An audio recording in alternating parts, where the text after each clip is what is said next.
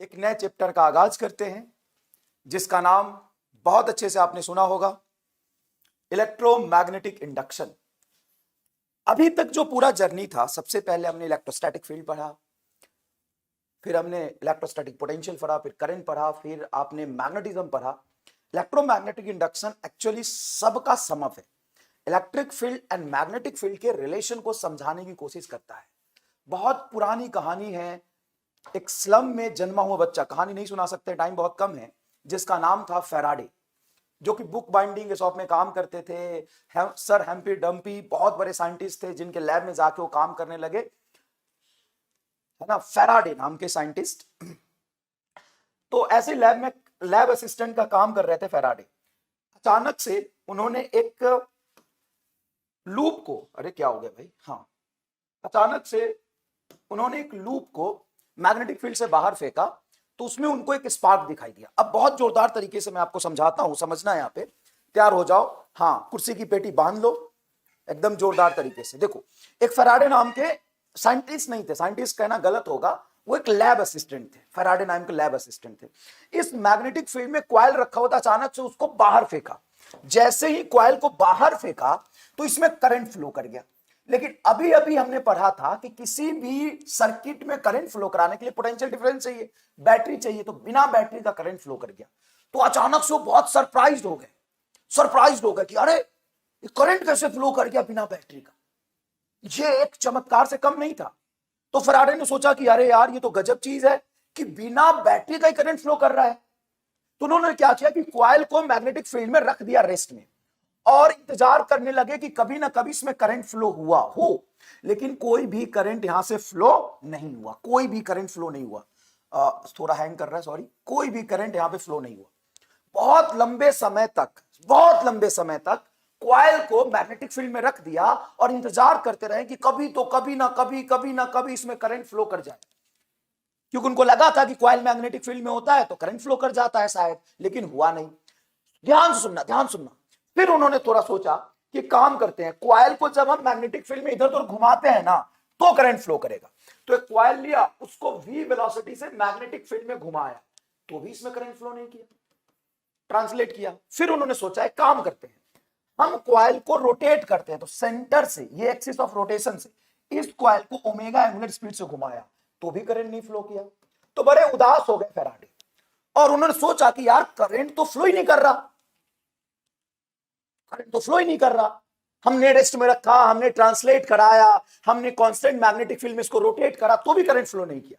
फिर उनको गुस्सा आया, यार ये बहुत बेकार चीज है। फिर उसने कॉइल को मैग्नेटिक फील्ड से बाहर फेंका, तो तुरंत से करंट इंड्यूस हो गया फिर से। तो उनको लगा कि जब हम कॉइल को मैग्नेटिक फील्ड से बाहर ले जाते हैं, मैग्नेटिक फील्ड कम होता है, तभी करंट प्रोड्यूस होता है। अच्छा, फिर उन्होंने कॉइल को मैग्नेटिक फील्ड के अंदर लाया, तो भी इसमें करंट इंड्यूस हो गया। अब उनको यह बात समझ नहीं आ रहा था कि कॉइल में करंट आखिर इंड्यूस हो क्यों रहा है। फिर उन्होंने क्या किया, इस कॉइल को इस एक्सिस के अबाउट ऐसे ऐसे घुमाया। देखना बेटा, ऐसे ऐसे घुमाया। जैसे मान लो ये मेरा फोन है, यहां पे इस एक्सिस के अबाउट ऐसे घुमाया था, यहां पे इस एक्सिस के अबाउट ऐसे ऐसे घुमाया। ऐसे, ये प्लेन आपकी तरफ है, धीरे धीरे प्लेन इधर हो गया, धीरे धीरे प्लेन अंदर आया, ऐसे घुमाया था। जब ऐसे घुमाया तो सरप्राइजिंगली यहां पे करंट फ्लो कर गया। अब उनको लगा कि अरे यार, ऐसे घुमाने से फ्लो नहीं करता है, ऐसे फ्लो घुमाने से फ्लो कर जाता है। तो फैराडे को यह चीज समझ ही नहीं आ रहा था कि यार ये कैसे हो रहा है। एक बार ऐसे घुमाया तो नहीं हुआ, ऐसे घुमाया तो हो गया। अब मान लो दुनिया वाले को जाके रिजल्ट बताना कि बिना बैटरी से हम करंट फ्लो करा सकते हैं। अब फैराडे आखिर क्या कहेगा, बताओ क्या कहेगा फैराडे। सोचो कि ऐसे ऐसे करेंगे तो हो जाएगा, ऐसे ऐसे करेंगे तो नहीं होगा। फैराडे बड़ा कंफ्यूज है। इंड्यूस मतलब करंट बिना बैटरी का आ गया, तो उसी करंट को हम इंड्यूस करंट कह देते हैं, है ना। अब उन्होंने क्या किया कि एक मैग्नेटिक फील्ड में रखा, मैग्नेटिक फील्ड को धीरे धीरे चेंज किया, तो भी इसमें करंट फ्लो कर गया अचानक से बिना बैटरी का, इसलिए इसको इंड्यूस करंट कहते हैं। बैटरी से फ्लो करे उसको करंट, और बिना बैटरी का मैग्नेटिक फील्ड चेंज करने से करंट फ्लो कर जाए उसको इंड्यूस करंट कहते हैं। फिर उन्होंने एरिया चेंज किया। क्या किया, एरिया चेंज किया, तो भी इसमें करंट इंड्यूस हो गया। अब फैराडे बहुत परेशान हो गए कि एरिया चेंज करने से भी हो रहा है, मैग्नेटिक फील्ड चेंज करने से भी हो रहा है, ऐसे घुमाने से हो रहा है लेकिन ऐसे घुमाने से नहीं हो रहा है। जब इसको मैग्नेटिक फील्ड से बाहर ले जाते हैं, अंदर लाते तो हो रहा है, लेकिन जब मैग्नेटिक फील्ड में इसको आगे पीछे रोटेट करते तो नहीं हो रहा है। अब ये कंक्लूजन रिजल्ट में क्या लिखे, कैसे करंट फ्लो कर गया, बी चेंज होने से कि ए चेंज होने से कि घूमने से कि अंदर बाहर करने से, कैसे हुआ और कैसे नहीं होगा। तुम सोचो। अच्छा माइक को हम पास रख लेते हैं, ठीक है बेटा, माइक को पास रख लेते हैं। थोड़ा तुम सोचो कि मान लो तुम ही फैराडे होते, कोई बड़ी बात नहीं है, तुम ही फैराडे होते और तुम एक्सपेरिमेंट कर रहे होते। अब तुम्हें अपना एक्सपेरिमेंट रिजल्ट के फॉर्म में दुनिया वाले को बताना होता, तो क्या बताते, बताओ कि कैसे हो रहा है। साहब तुम लिखने लग जाओगे 10 पेज में, तो तुम रिजल्ट लिखोगे कि जब हम रख देंगे कांस्टेंट मैग्नेटिक फील्ड में, रेस्ट में रख देंगे कॉइल को, तो कोई करंट फ्लो नहीं करेगा। ऐसे ऐसे घुमाएंगे, ट्रांसलेट करेंगे तो नहीं करेगा, ऐसे घुमाएंगे तो नहीं करेगा, ऐसे ऐसे प्लेन के परपेंडिकुलर एक्सिस से घुमाएंगे तो कर जाएगा, फिर बी चेंज करेंगे तो कर जाएगा, बाहर निकालेंगे तो कर जाएगा। कोई नहीं पढ़ेगा तुम्हारा थ्योरी, फिर कोई नहीं पढ़ेगा तुम्हारा थ्योरी। 2 पेज का कौन पढ़ेगा थ्योरी, नहीं बता पाते। हाँ, अब इस पूरे कंक्लूजन को एक लाइन में बताने में ना फैराडे पानी पानी हो गया। फैराडे चचा जो थे ना तुम्हारे, फैराडे चचा पानी पानी हो गए कि साहब हम कैसे बताएं। फिर फैराडे चचा ने एक और एक्सपेरिमेंट किया, है ना, ये वाला एक्सपेरिमेंट किया जो आपने पढ़ा होगा। एक कॉइल के पास मैग्नेटिक फील्ड को ले जा रहे थे, तो इसमें डिफ्लेक्शन हुआ, बिना बैटरी का करंट फ्लो कर गया। मैग्नेट को अगर रेस्ट में रख रहे थे, क्या कर रहे थे, मैग्नेट को रेस्ट में रख रहे थे, तो कोई करंट फ्लो नहीं हो रहा था। लेकिन मैग्नेट जैसे ही पास गया तो यहां से करंट फ्लो हो गया। ये वाला एक्सपेरिमेंट किया उन्होंने। अब फैराडे चचा को समझ ही नहीं आ रहा था कि हम बताए कैसे दुनिया वाले को। फैराडे चचा को बहुत बड़ी बात बता रहा हूं, फैराडे चचा भी ना एकदम तुम्हारे जैसे थे, उनको गणित ज्यादा नहीं आता था, आपको पता होना चाहिए, या कई बच्चों को पता होगा। फैराडे चचा ओपी, हां, फैराडे चचा को गणित नहीं आता था, मैथमेटिक्स उनका कमजोर था। हाँ साहब, तो सर अब क्या, बहुत सोचा चचा ने, बहुत सोचा। अब चचा सोचते सोचते अचानक से एक दिन चचा को चमक गया। क्या तुम्हें चमकेगा? नहीं, तुमको नींद आएगा। हाँ बेटा सफलता में मजा नहीं है, असली मजा तो संघर्ष में ही है। अब अचानक से चचा को चमका। अब चचा को क्या चमका? चचा को चमका, अरे ओके, ये है क्या? चचा को ये चमका कि ये सारा कहानी एक ही फिजिकल क्वांटिटी से रिलेटेड है, जिसको हम कहते हैं मैग्नेटिक फ्लक्स। तो चचा को क्या चमका? चचा को चमका कि जो मैग्नेटिक फ्लक्स होता है ना, B dot A like electric flux. तो इसमें ज्यादा हम आपको नहीं समझाएंगे, हाँ सवाल जरूर कराएंगे, लेकिन ये इलेक्ट्रिक फ्लक्स जैसा ही होता है। कैसा होता है बेटा? इलेक्ट्रिक फ्लक्स जैसा ही होता है। इलेक्ट्रिक फ्लक्स क्या होता है? E dot A. Electric flux क्या होता है? E dot A. Magnetic flux क्या होता है? B dot A. ये डॉट प्रोडक्ट होता है। अच्छा, यहां पे डॉट प्रोडक्ट हटाएंगे तो कॉस थीटा आ जाएगा, where theta is the angle between B and A. मान लीजिए एक ये लूप है और यहां से कोई मैग्नेटिक फील्ड लाइन ऐसे पास कर रहा है, मैग्नेटिक फील्ड लाइन, तो फ्लक्स बताइए क्या हो जाएगा? जीरो। फ्लक्स क्या हो जाएगा? जीरो। क्यों? क्योंकि मैग्नेटिक फील्ड लाइन ऐसे और जो लूप रखा है वो ऐसे रखा है। लूप का जो एरिया होता है प्लेन के परपेंडिकुलर होता है, मतलब थीटा 90 डिग्री, तो फ्लक्स क्या हो जाएगा? जीरो, क्योंकि cos 90 zero. If theta is zero then theta, I am sorry, ये हैंग कर रहा है बोर्ड थोड़ा सा, फाई इज इक्वल टू, थोड़ा कॉपरेट करिएगा आप, ये बी ए के बराबर। तो असल में चचा ने ये बोला कि अरे असल में फ्लक्स जब चेंज होता है ना, तभी यहां पे करंट इंड्यूस हो रहा था।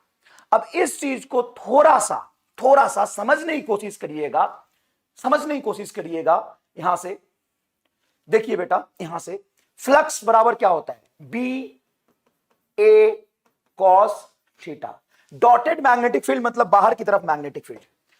अब कॉइल रेस्ट में magnetic field constant, area constant, तो फ्लक्स कांस्टेंट था, इसीलिए यहां पे कोई करंट फ्लो नहीं कर रहा था। यहां पे देखिए जब ये v वेलोसिटी चलेगा तो यहां पे 20 मैग्नेटिक फील्ड लाइंस मान लीजिए इससे पास कर रहा, थोड़ा आगे करोगे तो यूनिफॉर्म मैग्नेटिक फील्ड है, जितना यहां से बाहर निकलेगा फील्ड उतना अंदर आएगा, तो यहां भी फ्लक्स कांस्टेंट है। तो जब फ्लक्स कांस्टेंट रहता है तो कोई करंट इसमें फ्लो नहीं कर रहा था। यहां पे मान लीजिए कि ऐसे ऐसे घूम रहा है, तो अभी से कितने फ्लक्स हैं, 20 लाइन पास कर रहा है, थोड़ा ऐसे घुमा दोगे तो भी 20, थोड़ा ऐसे घुमा दोगे तो भी 20, तो यहां पे फ्लक्स क्या है, कांस्टेंट। लेकिन जैसे ही यहां पे अंदर में मैग्नेटिक फील्ड यहां तक प्रेजेंट है और ये मैग्नेटिक फील्ड के रीजन से बाहर गया, तो जो मैग्नेटिक फील्ड लाइन इससे पास कर रहा था वो डिक्रीज हो गया, और जैसे फ्लक्स डिक्रीज हो गया मतलब फ्लक्स चेंज हुआ, और फ्लक्स चेंज हुआ इसलिए करंट फ्लो कर गया। आपको एकदम जोरदार चमका कि नहीं चमका, बताइए, आपको एकदम जोरदार चमका कि नहीं चमका? जैसे फैराडे चचा को चमका था, जैसे फैराडे चचा को चमका था, क्या वैसे ही ठीक आपको चमका ये बात?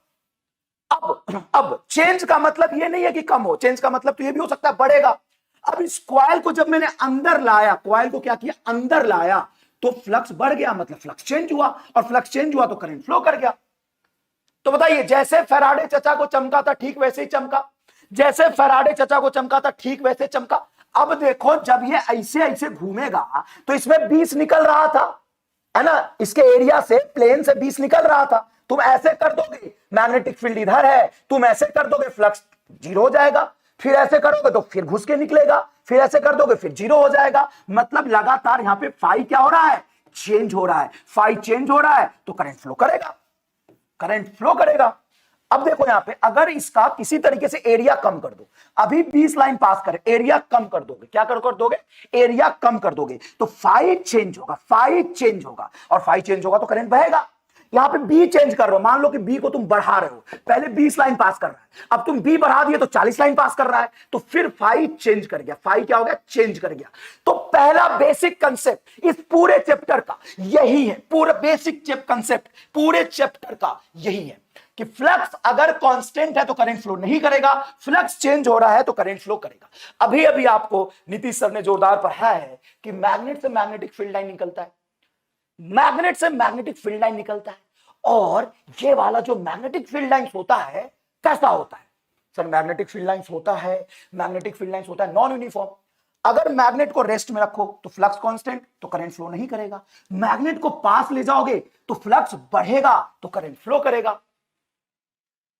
अरे समझ आया, समझ आया, ठीक है, गला थोड़ा सा चौक हो रहा है, कोई बात नहीं, कोई बात नहीं। तो चलिए यहां पे देखिएगा ध्यान से, SI unit of magnetic flux is weber, है ना, वेबर। एसआई यूनिट क्या होगा, तो फाई इज इक्वल टू आपने पढ़ा था बी डॉट ए। बताइए बेटा, मैग्नेटिक फील्ड का यूनिट क्या होता है, टेस्ला, और एरिया का यूनिट क्या होता है, मीटर स्क्वायर। तो 1 वेबर को असल में 1 टेस्ला मीटर स्क्वायर भी कहते हैं। सर सीजीएस यूनिट में लिखेंगे तो ये गॉस और ये सेंटीमीटर स्क्वायर, हाँ, तो 1 गॉस सेंटीमीटर स्क्वायर भी सीजीएस यूनिट हो गया फ्लक्स का, जिसको हम कहते हैं वेबर। तो 1 weber is 1 Gauss centimetre square, जो सीजीएस यूनिट है फ्लक्स का, और ये एसआई यूनिट है। क्या इन दोनों में रिलेशन होता है, हाँ एकदम जोरदार रिलेशन होता है। 1 weber is equal to 10 to the power 8 maxwell, 1 weber is equal to 10 to the power 8 maxwell. ये आपको क्या करना है, याद रखना है, ये आपको क्या करना है, याद रखना है, ठीक है। Magnetic flux like electric flux is a scalar physical quantity. ये कैसा है, स्केलर फिजिकल क्वांटिटी। करंट के लिए बहुत लोग स्पैम कर रहे थे, तो मैंने एनसीईआरटी देखा और एनसीईआरटी में करंट स्केलर ही लिखा हुआ है, तो आपको करंट स्केलर ही मानना है, ठीक है बेटा। रैंक जीरो टेंशन स्केलर होता है। मैग्नेटिक फ्लक्स अगर वेरिएबल मैग्नेटिक फील्ड के लिए निकालना है, जैसे कांस्टेंट मैग्नेटिक फील्ड है तो बी डॉट ए लिखेंगे, कांस्टेंट मैग्नेटिक फील्ड है तो बी डॉट ए लिखेंगे, कांस्टेंट मैग्नेटिक फील्ड है तो बी डॉट ए लिखेंगे। लेकिन अगर वेरिएबल मैग्नेटिक फील्ड है तो छोटे से एरिया से फ्लक्स निकालेंगे, बी डॉट डी ए, ये एकदम छोटू सा फ्लक्स होगा, और दोनों तरफ अगर इसको इंटीग्रेट कर देंगे तो आ जाएगा total flux is nothing but integration of B dot D A, B dot D A. अच्छा, अगर बेटा यहां पे मैं ये लिखूं close integration of B dot D A, तो बताओ ये क्या होगा, आराम से सोच के बताना। अभी तुमने मैग्नेटिक फील्ड वाला चैप्टर पढ़ा है। अगर मैं यहां पे गोला लगा दूं, गोला लगा दूं तो रिजल्ट क्या होगा बताइए, गोला लगा दूं तो रिजल्ट क्या हो जाएगा बताइए, गोला लगा के अगर मैं रिजल्ट पूछूं तो क्या हो जाएगा। यू आर ऑसम, धन्यवाद, बहुत बहुत धन्यवाद सुशीला रानी। सर आप हमारे भगवान हो। नहीं बेटा, आप हमारे भगवान हैं। बच्चे भगवान का रूप होते हैं ना। आईने में देखे हो कभी? दिखा है भगवान अपने आप में कि शैतान दिखा है? बताओ, भगवान दिखा है कि शैतान दिखा है? अगर मैं गोला लगा दूं तो ये हमेशा क्या होगा? जीरो, क्योंकि मोनोपोल डज नॉट एग्जिस्ट। ये मैग्नेटिज्म का गॉस लॉ ही था। क्या था? मैग्नेटिज्म का गॉस लॉ। चलिए ये सवाल कीजिए, a loop is placed perpendicular to the current carrying wire. अभी बना के दिखाते हैं। ये है आपका करंट कैरिंग वायर और यहां पे मैंने एक लूप रख दिया। करंट ऐसे बह रहा है, तो बताइए इस लूप से कितना फ्लक्स पास करेगा? मुझे आपके जवाब का इंतजार है। मुझे आपके जवाब का इंतजार। क्या दिखा था? जब तुम आईने में देखते हो तो तुम्हें क्या दिखता है? बताना, क्या दिखता है? बच्चे भगवान का रूप होते हैं, मैंने सुना था। वैसे क्या दिखता है बताओ? यहां से फ्लक्स इतना पास करेगा। देखो क्या होता है कि स्ट्रेट करंट कैरिंग वायर के लिए जो मैग्नेटिक फील्ड लाइंस बनते हैं वो सर्कुलर बनते हैं। तो ये जो फील्ड लाइंस है ना, मैग्नेटिक फील्ड लाइंस, इस लूप के एरिया को कट करके बाहर नहीं जा रहा। फ्लक्स तभी पास करेगा ना जब मैग्नेटिक फील्ड लाइंस ऐसे बाहर आता हो, तुम्हें दिखाई दे, जैसे ऐसा फील्ड लाइंस हो, इसको कट करके बाहर है। अब तुम्हें एक लूप है और इसी में गोल गोल मैग्नेटिक फील्ड लाइंस बन रहा है, तो फ्लक्स कितना पास करेगा? जीरो। बहुत ही अच्छा और लॉजिकल सवाल, एकदम ही लॉजिकल सवाल है। क्या बेटा? लॉजिकल सवाल है। आंसर क्या होगा? जीरो। आंसर क्या होगा? जीरो। सर अपना फेस दिखता है मुझे। उसको अपना फेस नहीं कहते हैं, बैगन की शक्ल का फेस कहते हैं। चल इधर देख, current carrying circular loop, it's placed in X Y plane, then flux through the complete X Y plane. पूरे एक्स वाई प्लेन से कितना फ्लक्स पास करेगा? भाई साहब एमआर स्टार प्रॉब्लम है ये। मतलब दिमाग की बत्ती जला देगा, एकदम दिमाग की बत्ती जला देगा। देखो एक लूप है जिसमें मान लो कि एंटी क्लॉकवाइज या क्लॉकवाइज कुछ भी करंट फ्लो कर रहा है, इसको मैंने एक्स वाई प्लेन में रखा है। इस पूरे एक्स वाई प्लेन से कितना फ्लक्स पास करेगा? पूरे एक्स वाई प्लेन से कितना फ्लक्स पास करेगा? तो सुनना, इसका जो मैग्नेटिक फील्ड लाइंस है ना, अगर एंटी क्लॉकवाइज करंट फ्लो कर रहा तो बाहर की तरफ होगा। इस अंदर में हर जगह मैग्नेटिक फील्ड लाइंस कैसा बनेगा? डॉटेड डॉटेड बनेगा। तो जो भी मैग्नेटिक फील्ड लाइंस इस प्लेन के अंदर से बाहर आ रहा है, ऑब्वियस सी बात है, ऑब्वियस सी बात है कि बाहर निकल के घूम के अंदर ऐसे जाएगा, क्योंकि magnetic field lines close loop बनाता है। तो जो भी फील्ड लाइंस बाहर आया है बेटा, ये क्लोज लूप बना के ऐसे आएगा। तो इस लूप के अंदर में जो एक्स वाई प्लेन का एरिया आया है उसमें से फ्लक्स आउटवर्ड है, बाहर की तरफ, और यहां अंदर जाएगा। तो यहां पे मैग्नेटिक फील्ड लाइंस कहां होंगे? क्रॉस। और यहां पे क्रॉस वाला मैग्नेटिक फील्ड लाइंस ठीक उतने ही होंगे जितना डॉट यहां से बाहर आया है, क्योंकि यहां पे मैग्नेटिक फील्ड लाइंस यहां पे ऐसा ऐसा बनेगा। देखो ऐसा ऐसा बनेगा, ऐसा ऐसा बनेगा। याद है कि नहीं ये बताओ? तो पूरे प्लेन से फ्लक्स कितना होगा? पूरे प्लेन से, पूरे एक्स वाई प्लेन से फ्लक्स कितना होगा? Zero. Complete X Y plane से, कंप्लीट एक्स वाई प्लेन से फ्लक्स कितना होगा? बहुत बढ़िया सवाल बेटा है ये वाला सवाल। देखिए, a uniform magnetic field exist in the region this, ये एक यूनिफॉर्म मैग्नेटिक फील्ड है। Find the magnetic flux through an area S if the area S is in XY plane। बेटा जो एरिया का डायरेक्शन होता है वो हमेशा प्लेन के परपेंडिकुलर होता है। जो एरिया का डायरेक्शन होता है वो हमेशा प्लेन के परपेंडिकुलर होता है। जैसे अगर आपको कहा है कि ये XY प्लेन है, तो इसका जो एरिया होगा, एरिया होगा, ये बहुत हैंग कर रहा है, वो जेड में होगा, जेड एक्सिस में होगा, जेड एक्सिस में होगा। तो इसके एरिया वेक्टर को आप लिख सकते हैं जेड, सॉरी एरिया वेक्टर को लिख सकते हैं मैग्नीट्यूड ऑफ एरिया एस, और ये हो जाएगा आई जे के कैप। तो फ्लक्स बराबर होता है B dot A, B dot A. Magnetic field ये पूरा लिखेंगे और इसका के कैप के साथ डॉट लेंगे, तो ये हो जाएगा आपका माइनस बी थ्री के, sorry minus B three into S. पहले पार्ट का जवाब ये होगा B three into S, area का वैल्यू यहां पे एस है, बी थ्री इंटू एस। कितने लोगों का जवाब आया ये? हाँ, B three into S, Z में होगा। बहुत बढ़िया बेटा, बहुत बढ़िया। इसका एरिया किधर हो जाएगा? इसका एरिया एक्स एक्सिस में होगा, एरिया एक्स में होगा। एरिया क्या होगा इसका? एक्स एक्सिस में होगा। इसका एरिया होगा एस आई कैप। इसका एरिया किधर होगा बोलिए? इसका एरिया वेक्टर होगा एस जे कैप। एरिया वेक्टर किधर होगा? एस जे कैप। मजा आ गया है भाई, मजा आ गया? नहीं नहीं, मजा तो अभी आएगा, ये तो शुरुआत है, मजा तो अब आएगा। लेंज लॉ में आएगा, लेंज लॉ में मजा आएगा। कैसे लेंज लॉ में मजा आएगा? अब देखो, सर अभी तो फैराडे चचा थे, ये ताऊजी कहां से आ गए लेंज? तो साहब लेंज अपना सेपरेट वर्क कर रहा था, एक्सपेरिमेंट कर रहा था इलेक्ट्रोमैग्नेटिक इंडक्शन में, ऐसा ही कुछ कर रहा था। तो दोनों ने काम किया, लेकिन दोनों का सेम टॉपिक पे काम था, रिजल्ट दोनों ने अलग अलग बताया। रिजल्ट अलग अलग का मतलब यह है कि इंड्यूस करंट जो आएगा, जो करंट इंड्यूस हुआ था, पक्की बात है किसी ना किसी बैटरी इंड्यूस होने की वजह से करंट फ्लो करेगा। हां, या करंट इंड्यूस की हम बात करें तो उसमें दो चीजें हैं कि करंट इंड्यूस की डायरेक्शन क्या होगी, इंड्यूस करंट की डायरेक्शन क्या होगी, और इंड्यूस करंट कितना होगा। तो दो साइंटिस्ट थे, एक थे लेंज और दूसरे थे फैराडे। अब यहां पे समझने की जरूरत है कि जो फैराडे चचा हैं उन्होंने मैग्नीट्यूड ऑफ करंट डिफाइन किया, मैग्नीट्यूड कितना फ्लो करेगा, मैग्नीट्यूड ऑफ करंट बताया, और लेंज ने डायरेक्शन ऑफ करंट बताया। तो दोनों अलग अलग है। तो पहले आप क्या पढ़ेंगे, डायरेक्शन की मैग्नीट्यूड। ऑब्वियस सी बात है, ये एक लॉजिकल चीज है, तो सबसे पहले हम डायरेक्शन समझ लेंगे, उसके बाद हम मैग्नीट्यूड समझ लेंगे। ठीक है, डायरेक्शन क्या? The direction of induce EMF, polarity और इंड्यूस ईएमएफ या current, hence the direction of induced current in a closed circuit is to oppose the cause due to which they are produced। मतलब जिस वजह से current induce होता है उसी वजह को क्या करता है, अपोज करता है। Direction of induce current in a close circuit is to oppose the cause due to which it is induced. मतलब इसको आसान भाषा में कहते हैं कि इंड्यूस करंट का डायरेक्शन इस तरीके से होता है क्यों, उसी का विरोध करता है जिसने इसको पैदा किया था। ध्यान समझिएगा मैं क्या कह रहा हूं, इंड्यूस करंट का डायरेक्शन उसी डायरेक्शन में होता है जिसके वजह से वो उसी का विरोध करता है जिसने उसको पैदा किया था। ये तो लेंज लॉ का ऑफिशियल स्टेटमेंट है, लेकिन सवाल सॉल्व करने के लिए मैं आपको एक आसान चीज बताता हूं, मैं एक अलग तरीके से समझाता हूं। लेंज लॉ का डायरेक्शन निकालने का एक छोटा सा एमआर स्टार। तुमने इनर्सिया पढ़ा है क्या? इनर्सिया याद करो, इनर्सिया पढ़ा है क्या? 11th क्लास में थोड़ा बहुत इनर्सिया पढ़ा होगा। क्या होता है इनर्सिया?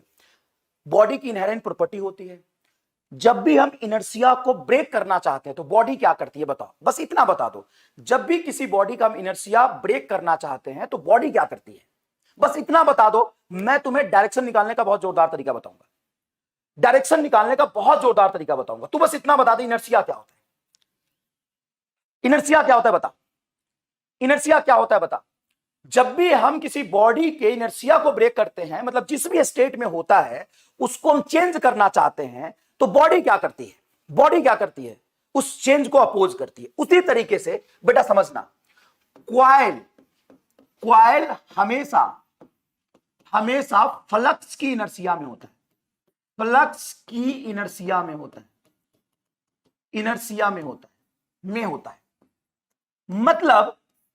मतलब जैसे बेबी को बेस पसंद है वैसे क्वाइल को कांस्टेंट फ्लक्स पसंद है।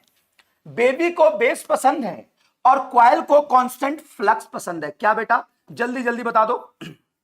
जैसे बेबी को बेस पसंद है, क्वाइल को कांस्टेंट फ्लक्स पसंद है। समझ आया? बेबी को बेस पसंद है और क्वाइल को कांस्टेंट फ्लक्स पसंद है। अगर हम बेबी का बेस चेंज करेंगे तो क्या होगा, बेबी गुस्सा करेगी। उसी तरीके से अगर हम क्वाइल के फ्लक्स को चेंज करेंगे, क्वाइल के फ्लक्स को चेंज करेंगे तो क्वाइल क्या करेगा, क्वाइल गुस्सा करेगा। तो क्या कर लेगा, गुस्सा करके कर लेगा। क्या कर लेगा, करके देखो, बता देगा।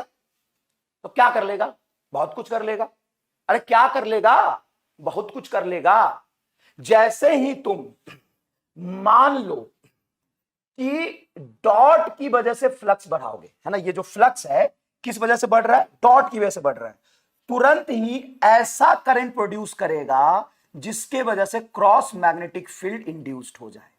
क्या हो जाए, क्रॉस मैग्नेटिक फील्ड इंड्यूस हो जाए। मतलब जो भी वो चेंज होगा, उस चेंज को अपोज करेगा। बस समझ में आया कि नहीं आया? समझ में आया कि नहीं? आप सुनो, अगर मान लो ऐसा मैग्नेटिक फ्लक्स है जिसमें बी डॉट डिक्रीज हो रहा है, बी डॉट डिक्रीज होने से कैसा करंट इंड्यूस होना चाहिए ताकि इसका चेंज अपोज हो? तो डॉट कम हो रहा है तो डॉट ही इंड्यूस होगा। क्यों डॉट इंड्यूस होगा जरा सोच के बताओ। देखो बेटा, डॉट वाला फ्लक्स कम होगा ना, डॉट वाला फ्लक्स कम होगा तो जैसे ही तुम कॉइल का डॉट फ्लक्स कम करोगे, कॉइल को कांस्टेंट फ्लक्स पसंद है, कॉइल को कांस्टेंट फ्लक्स पसंद है, तो डॉट कम करोगे तो डॉट बनाएगा। अच्छा, डॉट बढ़ाएंगे तो तुम कांस्टेंट रखो ना, बढ़ा क्यों रहे हो? उसको दोनों चीज से नफरत है। ज्यादा बढ़ाओगे तो भी उसको दिक्कत है, कम करोगे तो भी उसको दिक्कत है। समझ आया? अच्छा, मान लो कि अगर क्रॉस वाला बढ़ाए तो, अरे कॉइल कहता है उसको जीने दो, कांस्टेंट फ्लक्स के साथ उसको रहने दो। अगर तुम क्रॉस बढ़ाओगे तो ऐसा करंट प्रोड्यूस करेगा जिससे डॉट वाला मैग्नेटिक फील्ड इंड्यूस हो जाए। क्या हो जाए? क्रॉस बढ़ने से अपोज करने के लिए डॉट बनाएगा। अच्छा सर, अगर क्रॉस कम हो तो जल्दी बताओ, क्या क्रॉस इंड्यूस होगा? क्या इंड्यूस होगा? फटाफट बताइए। क्रॉस इंड्यूस होगा। समझ आया? समझ आया? अब सुनो, the induced EMF in a coil does not depends upon, एक मिनट, ये थोड़ा गलत जगह पे आ गए, कोई बात नहीं, इसको हम नीचे ले जाते हैं। ये थोड़ा गलत जगह पे आ गया। यहां पे फटाफट हम सवाल करेंगे, फटाफट सवाल करेंगे, देखिएगा ध्यान से। लेंज लॉ के जोरदार सवाल। लूप है uniform magnetic field, B is directed into the plane, अंदर है B, the magnetic field start increasing, then direction of induce current, direction of induce current. अब बताओ डायरेक्शन ऑफ इंड्यूस करंट क्या होना चाहिए? इंड्यूस्ड करंट क्या होना चाहिए? सुनो, मैग्नेटिक फील्ड क्या हो रहा है? इंक्रीज। कौन सा मैग्नेटिक फील्ड इंक्रीज हो रहा है बताओ? कौन सा मैग्नेटिक फील्ड इंक्रीज हो रहा है बताओ? कौन सा मैग्नेटिक फील्ड इंक्रीज हो रहा है बताओ? लास्ट में गलत कर दिया मैंने। क्रॉस डिक्रीज होने से क्रॉस ही तो बनेगा, क्रॉस कम हो रहा है तो क्रॉस ही तो बनेगा। सुनो, ये जो बी क्रॉस है बेटा वो घट रहा है, तो बी क्रॉस घटने से, सॉरी इंक्रीज हो रहा है, सॉरी डिस्टर्ब कर देते हो, तो बोर्ड परेशान कर रहा है, बहुत परेशान कर रहा है, तो बी डॉट बनेगा, बी डॉट इंड्यूस्ड होगा। मतलब यहां पे डॉट वाला मैग्नेटिक फील्ड बनना चाहिए। किसकी वजह से? यहां पे करंट की वजह से। तो डॉट मतलब बाहर आता हुआ मैग्नेटिक फील्ड। बाहर आता हुआ मैग्नेटिक फील्ड कैसे बनता है? जब करंट एंटी क्लॉकवाइज फ्लो करता है। अभी आपने पढ़ा था करंट कैसा फ्लो करता है? Anti clockwise. तो बताइए आंसर क्या होगा? आंसर क्या होगा? एंटी क्लॉकवाइज करंट फ्लो करेगा। कैसा फ्लो करेगा? एंटी करंट फ्लो करेगा, एंटी क्लॉकवाइज करंट फ्लो करेगा, डॉट में बनेगा। हाँ बेटा, डॉट में बनेगा, बिल्कुल सही जवाब है, बिल्कुल सही जवाब है, बिल्कुल सही जवाब है। अच्छा देखिए, इंड्यूस्ड ईएमएफ इन तीन लूप, ये तीन लूप है, एक इनफाइनाइट करंट कैरिंग वायर है। देखिए इनफाइनाइट करंट कैरिंग वायर है, करंट ऐसे फ्लो कर रहा है, करंट ऊपर की तरफ फ्लो कर रहा है ना, और ये करंट का मैग्नीट्यूड क्या हो रहा है? बढ़ रहा है। एक लूप ऊपर जा रहा है, एक लूप इससे दूर आ रहा है, एक लूप इस वायर के पास जा रहा है। तो तीनों लूप में इंड्यूस करंट की डायरेक्शन बताइए। इसको लूप ए बोल देता हूं, इसको लूप बी बोल देता हूं, इसको लूप सी बोल देता हूं। फटाफट फटाफट फटाफट जवाब बता पाएंगे तो मजा आ जाएगा एकदम, जवाब बता पाएंगे तो मजा आ जाएगा एकदम। सबसे पहले ए लूप में इंड्यूस्ड करंट का डायरेक्शन, ए लूप में इंड्यूस्ड करंट का डायरेक्शन बताएं, बी लूप में इंड्यूस्ड करंट का डायरेक्शन बताएं, सी लूप में इंड्यूस्ड करंट का डायरेक्शन बताएं। इंड्यूस्ड करंट, इंड्यूस्ड करंट, फटाफट फटाफट, मजा आ जाएगा बेटा, जल्दी बताइए। ए में होगा 0, एकदम सही जवाब है वेद, जहर, एकदम जहर, जहर एकदम। कैसे 0 बता? तो सर देखो करंट ऊपर जा रहा, तो थंब रख दो करंट की डायरेक्शन में, मैग्नेटिक फील्ड क्रॉस बनेगा। हाँ, मैग्नेटिक फील्ड क्रॉस बनेगा। तो जो वायर की वजह से मैग्नेटिक फील्ड होता है, यूनिफॉर्म होता है कि नॉन यूनिफॉर्म होता है? नॉन यूनिफॉर्म होता है। जैसे जैसे हम दूर जाएंगे मैग्नेटिक फील्ड डिक्रीज होगा, लेकिन दूर जाएंगे तब ना, अगर हम इसके पैरेलल चले तो यहां पे फ्लक्स कांस्टेंट है, फ्लक्स क्या है? कांस्टेंट है, इसलिए करंट इंड्यूस 0 होगा। अब जब इससे दूर जाएंगे ना तो क्रॉस वाला मैग्नेटिक फ्लक्स कम होगा, क्रॉस वाला मैग्नेटिक फ्लक्स कम होगा तो ये क्रॉस ही बनेगा। क्रॉस का मतलब अंदर की तरफ मैग्नेटिक फील्ड बनाएगा, अंदर की तरफ मैग्नेटिक फील्ड बनाने के लिए करंट कैसा फ्लो करना चाहिए? क्लॉकवाइज। तो ये होगा क्लॉकवाइज। अगर ये सवाल कर लिए तो दूसरा सवाल करने की जरूरत नहीं पड़ेगी आपको। बी में क्लॉकवाइज, यस बी में क्लॉकवाइज। अब ये वाला लूप अगर पास जाएगा तो क्रॉस वाला मैग्नेटिक फ्लक्स बढ़ेगा। क्रॉस वाला जब बढ़ेगा, क्रॉस वाला जब बढ़ेगा तो यहां पे करंट कैसा इंड्यूस होगा? डॉट वाला। डॉट का मतलब आंटी, डॉट का मतलब आंटी, क्रॉस का मतलब अंकल, क्रॉस का मतलब अंकल, डॉट का मतलब aunty clock, aunty clock. Dot मतलब आंटी, डॉट मतलब आंटी, डॉट मतलब आंटी, डॉट मतलब आंटी। चलो चलो चलो, यहां देखो, यहां देखो, ये क्रॉस वाला मैग्नेटिक फील्ड है। कैसा है? क्रॉस वाला मैग्नेटिक फील्ड है। और यहां पे एक बहुत ही पतला दुबला सा रेक्टेंगुलर लूप को पकड़ के धीरे धीरे मैग्नेटिक फील्ड के अंदर घुसा रहा है। क्या कर रहा है? धीरे धीरे मैग्नेटिक फील्ड के अंदर घुसा रहा है।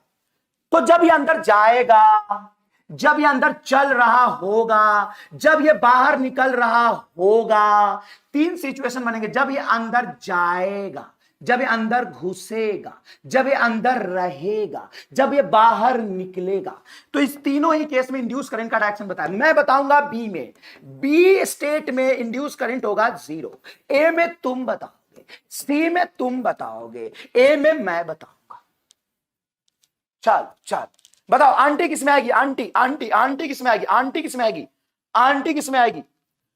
आंटी आने के लिए डॉट आना चाहिए, डॉट आने के लिए क्रॉस होना चाहिए। आंटी ए में आएगी, आंटी ए में आएगी, आंटी ए में आएगी। अंकल इसमें आएंगे, अंकल इसमें आएंगे। आंटी किसमें आएगी? आंटी किसमें आएगी? अरे बी वाला तुमने कैसे बताया? बी वाला मैं बताऊंगा, बी वाला मैंने बताया। अच्छा बताओ, ये एकदम ही मतलब कौन सा शब्द बोलूं, मुझे समझ नहीं आ रहा। क्या तुम्हें देख के आंसर निकालना आ गया? बताओ, क्या तुम्हें सवाल देख के आंसर निकालना आ गया? हाँ या ना? क्या तुम्हें देख के आंसर निकालना आ गया? हाँ या ना? जल्दी बताओ। अगर आ गया तो कमेंट बॉक्स में आग लगा दो, एकदम फोन में आग लगा दो, फोन में, कमेंट बॉक्स में नहीं, फोन में आग लगा दो। अगर तुम्हें आ गया तो फोन में आग लगा दो, फोन में आग लगा दो, फोन में आग लगा दो। देख के आंसर निकालना आ गया कि नहीं? देख के आंसर निकालना आ गया। सवाल बताओ, कैसा सवाल लाएगा लेंज लॉ का? बताओ कौन बनाएगा सवाल लेंज लॉ का? कैसा सवाल लाओगे लेंज लॉ का? कुछ भी बनाओ, कुछ भी बनाओ लेंज लॉ का सवाल। जैसे तुम ये बनाना चाहते हो, मान लो एक लूप है और मान लो ये मैग्नेट है, ये नॉर्थ है, ये साउथ है। मैग्नेट इधर पास जा रहा है, इधर बैठा है रामलाल, इधर बैठा है रामलाल, इधर बैठा है रामलाल, रामलाल, और इधर बैठी है रामलाल की बहन पिंकी। अब मुझे बताओ, अगर इस मैग्नेट को इस कॉइल की तरफ ले जाऊं, तो इसमें करंट कैसा फ्लो करेगा? एंटी क्लॉक या क्लॉक? एंटी क्लॉक या क्लॉक, कौन सा? एंटी क्लॉक या क्लॉक, कौन सा? बताओ। तो सबसे पहली बात सुनना, इस तरह के सवाल जब भी तुम्हारे सामने आए, तो उसमें दिक्कत क्या होता है कि करंट कैसा फ्लो करेगा, ये देखने वाले पे डिपेंड करता है। सर मतलब तुमने आगे से देखा अंकल और उसी को पीछे से देखोगे तो आंटी। सर ऐसे कैसे? आगे से अंकल, पीछे से आंटी? हाँ, आगे से आंटी, वो पीछे से अंकल। जो आगे से अंकल वो पीछे से आंटी, जो आगे से आंटी वो पीछे से अंकल। बताता हूं कैसे। मान लो यहां पे क्लॉक रख दूं और ये क्लॉक तुम्हें ऐसे चलता हुआ दिखाई दे रहा है, इसी को पीछे से देखो तो एंटी क्लॉकवाइज चलता हुआ दिखाई देगा। समझ आता है ये बात? ऑब्जर्वर भी डिपेंड करता है ना? ठीक है। अब इस तरह के सवाल कंफ्यूजिंग होते हैं, लेकिन एकदम जोरदार तरीका बताऊंगा। देख, ये कॉइल है सर, इसमें कौन सा ऊपर है कौन सा नीचे, ये भी देखने की जरूरत नहीं है। सुनना ध्यान से। एक बात बताओ, इस कॉइल को क्या पसंद है? कॉइल को कांस्टेंट फ्लक्स पसंद है। जब ये मैग्नेट पास आएगा तो कॉइल क्या चाहता है? मैग्नेट पास आ जाए। नहीं सर, मैग्नेट पास आने से फ्लक्स चेंज होगा, तो कॉइल नहीं चाहता कि मैग्नेट पास आए। तो कॉइल कैसा मैग्नेटिक फील्ड बनाएगा? ऐसा मैग्नेटिक फील्ड बनाएगा जो इसको अपोज करे। और नॉर्थ को कौन अपोज करता है? सर नॉर्थ को नॉर्थ ही अपोज करता है। मतलब तुम्हें करंट की डायरेक्शन नहीं देखना, एक इमेजिनरी मैग्नेट बनाना। ध्यान से सुनना, मजा आ जाएगा एकदम। इमेजिनरी मैग्नेट बनाना है। क्या बनाना है? इमेजिनरी मैग्नेट बनाना है। अब सुनना, नॉर्थ का मतलब बाहर निकलता हुआ मैग्नेटिक फील्ड, मतलब डॉट मैग्नेटिक फील्ड। और डॉट का मतलब क्या होता है? एंटी क्लॉकवाइज करंट डॉट बनाती है। तो रामलाल को इंड्यूस करंट कैसा दिखाई देगा? रामलाल को दिखाई देंगी आंटी। और अगर रामलाल को आंटी, तो साउथ का मतलब अंदर जाता हुआ मैग्नेटिक फील्ड, अंदर जाता हुआ मतलब क्रॉस वाला मैग्नेटिक फील्ड। क्रॉस वाला मैग्नेटिक फील्ड कैसा बनता है? क्लॉकवाइज करंट के लिए। तो पिंकी को अंकल, अंकल मतलब क्लॉकवाइज, आंटी का उल्टा। कितने लोगों को ये समझ आया? Love you sir, love you too, love you too, love you too. दिल मत तोड़ो अपना, है ना। गोलमाल है, सब गोलमाल है। हाँ बिल्कुल गोलमाल है। बताओ ये एकदम जोर चमका कि नहीं? एकदम जोर चमका, बताओ क्या एकदम ही जोर चमका? एकदम जोर चमका।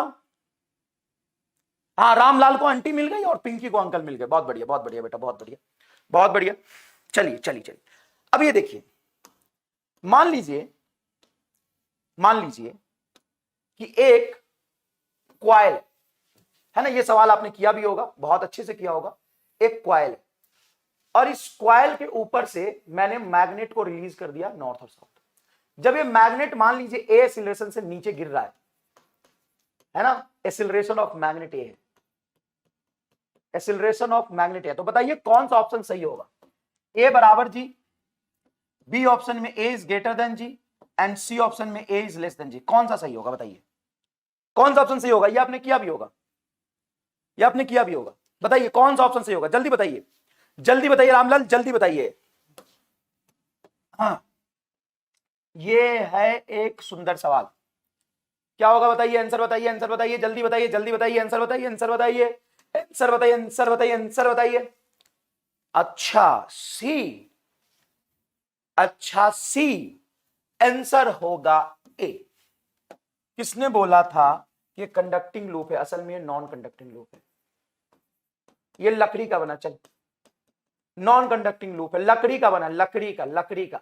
तू बोल रहा सर एक तो टाइम कम है, ऊपर से आप मजे ले रहे हो। मजे मैं नहीं ले रहा बेटा, मजे मैं नहीं ले रहा। एग्जामिनर मजे ले लेगा तो भारी पड़ेगा, मैं मजे लूंगा तो सीखने को मिलेगा। बताओ किसको मजे लेना चाहिए?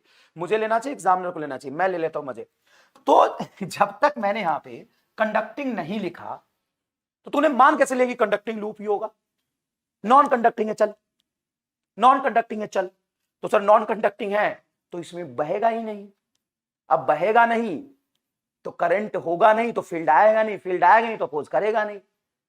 नाम लाल बकलोल।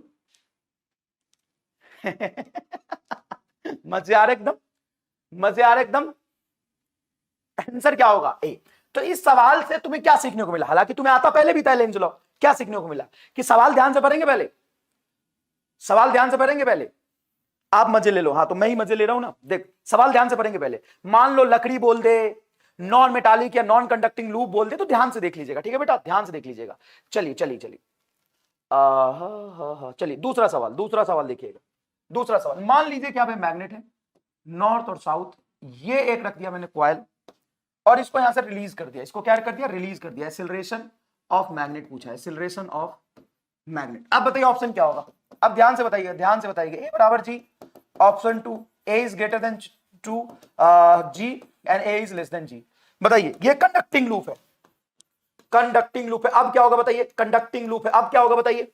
अब आंसर बताइए, बताइए बताइए बताइए बताइए बेटा, अब आंसर बताइए क्या होगा? चलिए बताइए आंसर क्या होगा, बताइए आंसर क्या होगा, बताइए आंसर क्या होगा, बताइए आंसर क्या होगा, बताइए। हाँ अब तो आएगा सी, अब तो आएगा सी, अब तो आएगा सी। बहुत बढ़िया, कॉन्फिडेंस एकदम, कॉन्फिडेंस है, कॉन्फिडेंस है लॉन्डे में, एकदम जोरदार कॉन्फिडेंस है, बहुत बढ़िया। अब तो आएगा आंसर सी, बहुत बढ़िया, बहुत बढ़िया। लेकिन आंसर तो एक ही होगा भाई साहब, आने ही नहीं दूंगा तेरा आंसर में, आने ही नहीं दूंगा तेरा आंसर।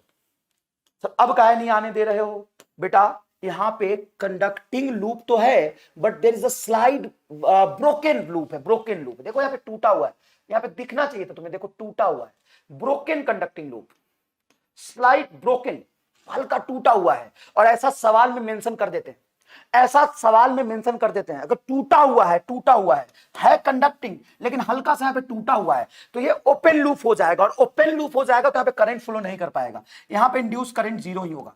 चाहे लाख फ्लक्स चेंज कर दो, लेकिन टूटा हुआ वायर है तो यहां पे करंट इंड्यूस नहीं होगा। टूटा हुआ वायर है तो यहां पे करंट इंड्यूस नहीं होगा। हे राम, हे राम, हे राम। बेटा बेटा तुम्हारा उद्देश्य है सीखना, बेइज्जती हो रही है। बेटा बेइज्जती किसकी, तुम्हारी इज्जत है क्या? देखो दो लोगों की इज्जत नहीं होती, एक स्टूडेंट की दूसरा मास्टर की। इज्जत ढूंढोगे तो दिक्कत हो जाएगा। अब बताओ, अब ये सवाल बढ़िया, अब ये सवाल बढ़िया, अब मुझे भरोसा है कि तुम सही दे पाओगे। 2 बार गलत हो गया। Metallic ring with a cut, अच्छा विथ अ कट, हो देखो देखो देखो, कर दिया ना 2 का कट कट कट।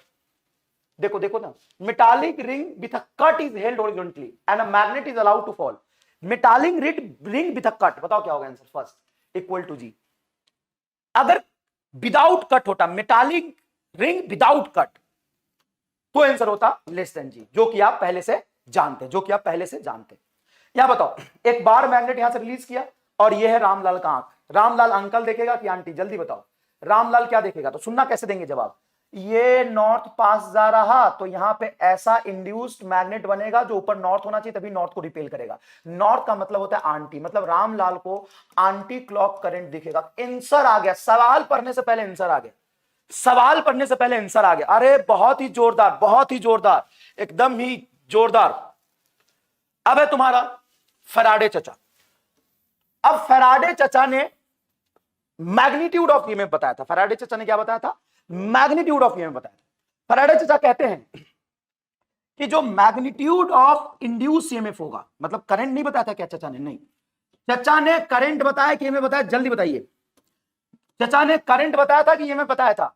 चचा ने ईएमएफ की मैग्नीट्यूड बताई थी। क्या बताई थी? ध्यान सुनिएगा।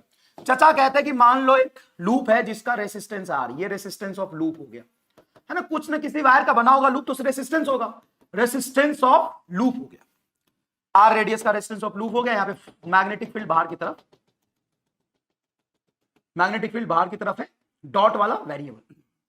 तो चचा ने बोला था कि induced EMF is directly proportional to rate of change in magnetic flux, और प्रोपोर्शनल कांस्टेंट यहां पे 1 आ जाता है, तो magnitude of EMF is equal to D phi by D T. Sir यहां पे माइनस भी लिखा है, माइनस एक्चुअल में डायरेक्शन को बताता है, कंजर्वेशन ऑफ एनर्जी की वजह से आया है डायरेक्शन ऑफ ईएमएफ, लेकिन डायरेक्शन ऑफ ईएमएफ आप लेंथ से निकाल लेंगे तो यहां पे मैग्नीट्यूड ऑफ ईएमएफ हो जाएगा simple D phi by D T.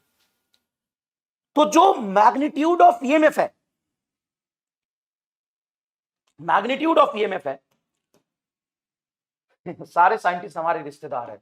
पहले चचा को पहचाने, चचा है, बोलो चचा नमस्कार, पहले बोलो चचा नमस्कार और आगे बढ़ो, पहले बोलो चचा नमस्कार, जल्दी बोलो चचा नमस्कार। और देखो जो इंड्यूस्ड ईएमएफ है does not depends upon, does not depends upon, depends upon, जोरदार पढ़ाऊंगा, ऐसी ऐसा पढ़ाऊंगा ना कि पूरा फेजर डायग्राम दिमाग में सेट हो जाएगा, नाच करा दूंगा। आज होगा डांस, आज होगा डांस, एकदम जोरदार डांस होगा, जोरदार डांस कराऊंगा, जोरदार डांस। और मैं तुम्हें बताता हूं, क्या तुमने 11th क्लास में एक्सरसाइज किया, पीटी किया है? पीटी करूंगा ऐसी खत्म, सारा पीटी करूंगा ऐसी खत्म, तो देख मजा आ जाएगा। अभी ध्यान से सुनना, ये किस चीज पे डिपेंड नहीं करता है, मजा आ जाएगा एसी में, ध्यान से देखना। ईएमएफ किस चीज पे डिपेंड नहीं करता है? Nature of coil. चचा जी नमस्कार, हाँ चचा को नमस्कार कर लिया, चलो आगे बढ़ते। चचा नमस्कार, चचा नमस्कार, चचा नमस्कार, चचा नमस्कार। आगे देखो, does not depends upon nature of loop, nature of loop मतलब एंड रेसिस्टेंस ऑफ लूप। यहां पे लूप में जो इंड्यूस्ड ईएमएफ होगा वो सिर्फ rate of change in magnetic flux पे डिपेंड करता है। इंड्यूस्ड ईएमएफ जो होगा, इंड्यूस्ड ईएमएफ जो होगा वो rate of change in magnetic flux पे डिपेंड करता है। यहां पे ईएमएफ की जो वैल्यू आई है, जो ईएमएफ की वैल्यू आई है, वो ये लोहे का है, लकड़ी का है, प्लास्टिक है, टूटा हुआ तार है, इन सब चीजों पे डिपेंड नहीं करता। हाँ इसके एरिया पे जरूर डिपेंड करता है, इसके एरिया पे जरूर डिपेंड करता है। जैसे मैं अगर ईएमएफ की वैल्यू को लिखूं, ईएमएफ के वैल्यू को लिखूं, डी फाई क्या हो जाएगा? बी डॉट ए, तो क्वाइल के एरिया पे डिपेंड करता है, लेकिन क्वाइल का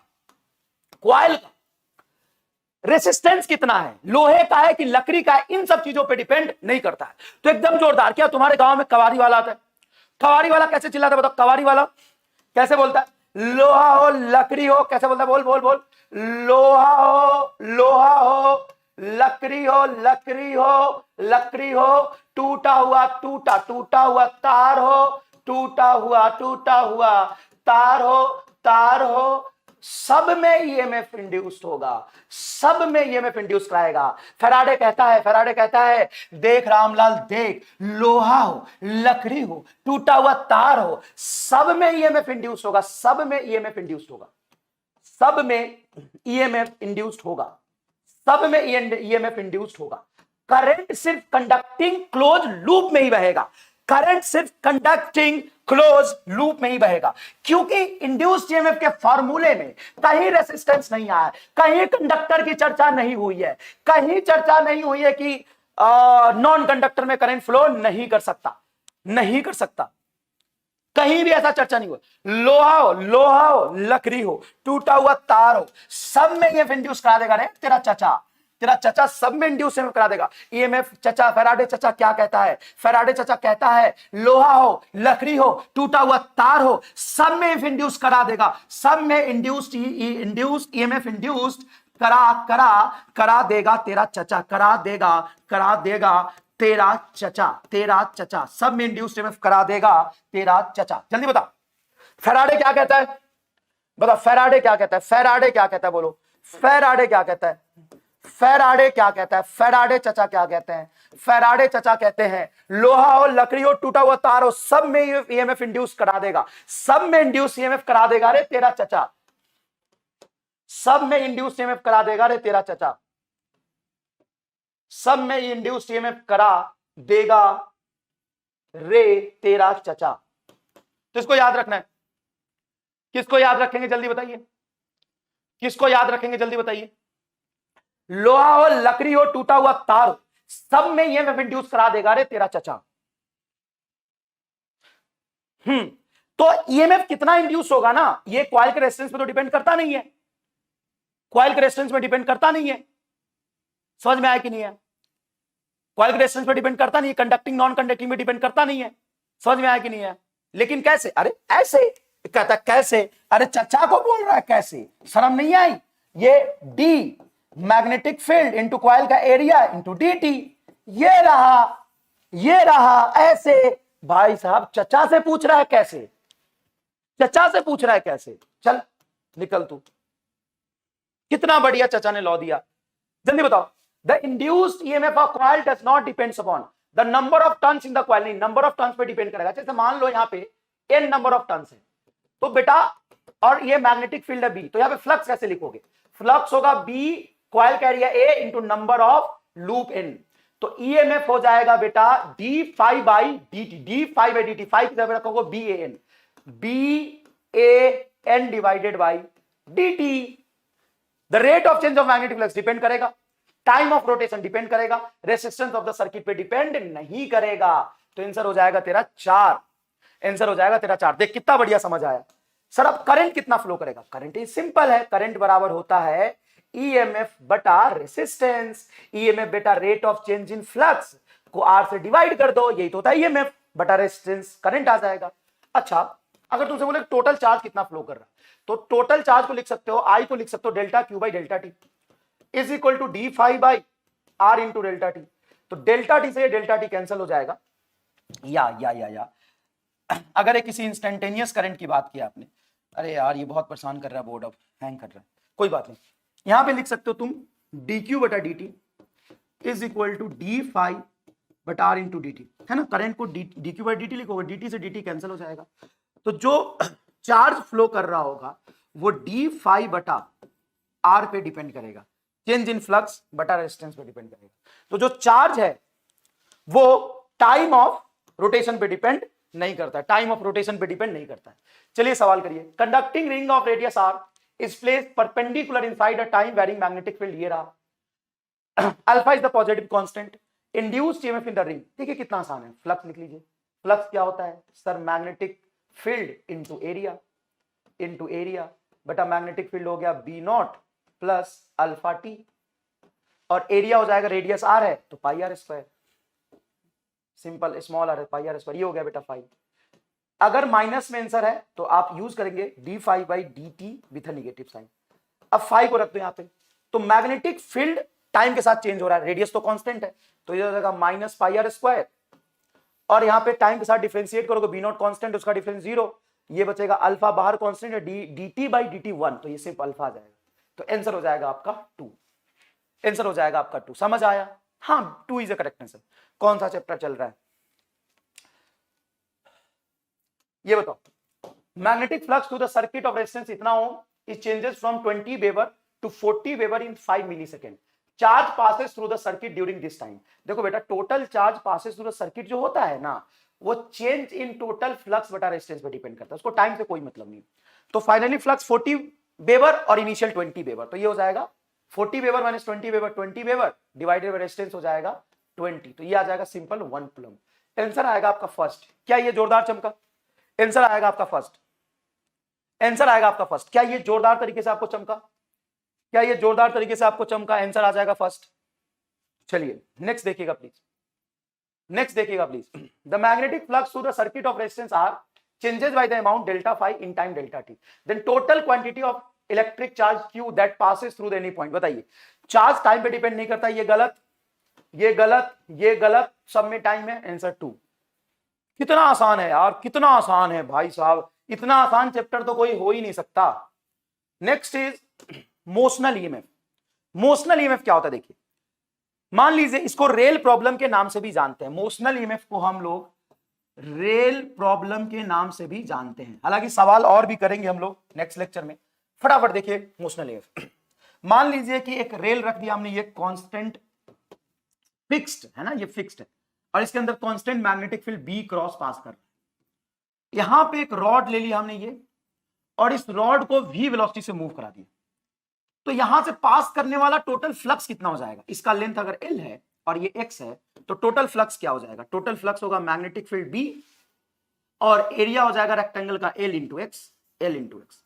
तो इस पूरे लूप में कितना इंड्यूस्ड ईएमएफ होगा? तो इंड्यूस्ड ईएमएफ होता है D phi by D T, ये होता है ईएमएफ। तो इस तरफ आप डिफरेंशिएट करेंगे तो दो टर्म कांस्टेंट है bl, देखिए ना bl कांस्टेंट है, तो सिंपल हो जाएगा dx by dt, and rate of change in length dx by dt इसका वेलोसिटी हो जाएगा। Rate of change in length with respect to time velocity होता है, तो ये मोशनल ईएमएफ आ जाएगा बेटा blv। मोशनल ईएमएफ क्या आ जाएगा? blv। तो जब भी कोई रॉड अगर मैग्नेटिक फील्ड लाइंस को क्रॉस करके आगे बढ़े, तो उसमें इंड्यूस्ड ईएमएफ हो जाता है BLV। इंड्यूस्ड ईएमएफ क्या हो जाता है? BLV। अच्छा, मान लो कि यहां पे रेसिस्टेंस भी कुछ लगा हुआ है R, तो इस लूप में कितना करंट फ्लो करेगा और कैसा करंट फ्लो करेगा? क्लॉकवाइज कि एंटी क्लॉकवाइज? अगर अगर अगर ये रॉड बाहर की तरफ जा रहा है, कहां जा रहा है? बाहर की तरफ जा रहा है, V वेलोसिटी से बाहर की तरफ जा रहा है, तो इसमें करंट क्लॉकवाइज होगा कि एंटी क्लॉकवाइज होगा? ये तो सिलेबस में है ना, ये तो सिलेबस में है ना, चल ये बता दे, है ना, ये बता दे, ये बता दे, ये बता दे, क्लॉकवाइज कि एंटी क्लॉकवाइज? चल बता। Anti clockwise. एकदम सही आंसर तेरा, एकदम सही है बेटा, एकदम सही, मजा आ गया तेरा आंसर देख के, मोक्ष मिल गया मुझे। एंटी क्लॉकवाइज, एकदम सही आंसर है। एंटी क्लॉक करंट फ्लो करेगा, एकदम सही आंसर है बेटा, एंटी क्लॉक करंट फ्लो करेगा। अब बताओ कितना करेगा? तो करंट होगा टोटल इंड्यूस्ड ईएमएफ BVL बटा रेसिस्टेंस R, ये करंट हो जाएगा। अच्छा बेटा, अगर कोई current carrying wire magnetic field में हो, ऐसे करंट मान लो फ्लो कर रहा है और ये वायर है और मैग्नेटिक फील्ड में V वेलोसिटी चला, तो उस पर फोर्स लगता है। हाँ सर, बिल, अरे कितना फोर्स? बिल, तो बिल फोर्स लगेगा। तो अपन BL तो जानते हैं, इसका लेंथ है L। करंट की वैल्यू यहां से उठा के अगर मैं रख दूं, तो इस पे कितना फोर्स लग रहा होगा बताओ? तो फोर्स हो जाएगा B और BVL रखोगे तो हो जाएगा BA square L square V बटा, इतना फोर्स लग रहा होगा इस पे। इतना फोर्स किस डायरेक्शन में लग रहा होगा? इतना फोर्स किस डायरेक्शन में लग रहा होगा? तो ये करंट और मैग्नेटिक फील्ड अंदर इस डायरेक्शन में लग रहा होगा, तो ये फोर्स की वजह से इसकी स्पीड क्या होगी सर? घट जाएगी। इस फोर्स की वजह से इसकी स्पीड घट जाएगी। अगर मैं चाहता हूं कांस्टेंट स्पीड से चलता रहे, कांस्टेंट स्पीड से ये चलता रहे, तो मुझे कितना पावर डिलीवर करना पड़ेगा? Power delivered to required to move this rod with constant velocity. बताओ पावर कितना रिक्वायर्ड होगा? पावर कितना रिक्वायर्ड होगा? तो पावर बराबर होता है फोर्स इंटू वेलोसिटी। चल ही नहीं रहा, क्या पढ़ाऊं मैं? फोर्स इनटू वेलोसिटी, तो ये हो जाएगा B square L square V square बटा रेजिस्टेंस आर, ये हो जाएगा पावर। तो ये बेटा करंट का, ईएमएफ का, फोर्स का और पावर का फॉर्मूला क्या होना चाहिए, याद होना चाहिए। बहुत बढ़िया, बहुत बढ़िया, ये फॉर्मूला आपको क्या होना चाहिए, याद होना चाहिए। चलिए ये सवाल बताइए, चलिए एक सवाल करके देखते हैं, एक सवाल करके देखते हैं।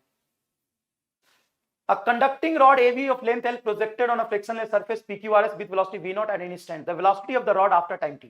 T टाइम के बाद इसकी वेलोसिटी क्या हो जाएगी। अब बेसिक बात है यार, कोई एक्सटर्नल फोर्स तो इस पे लग नहीं रहा पावर देने के लिए। आंसर हो जाएगा थर्ड, आंसर हो जाएगा थर्ड, आंसर हो जाएगा थर्ड।